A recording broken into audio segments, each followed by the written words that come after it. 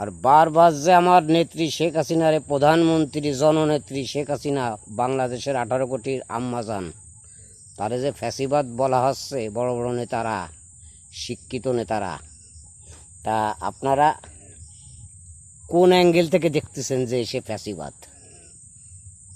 কোথায় সে ফ্যাসিবাদের কাজ করেছে?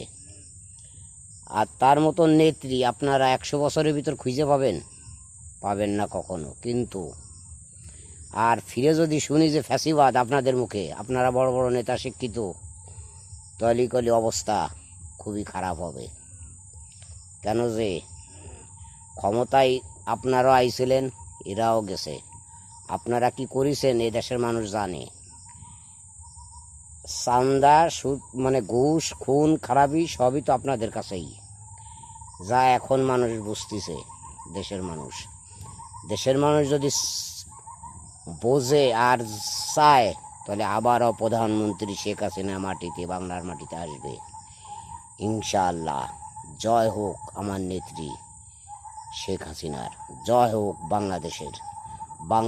বাংলাদেশে যেন থাকে, যেন পাকিস্তান না হতে পারে। Mind it.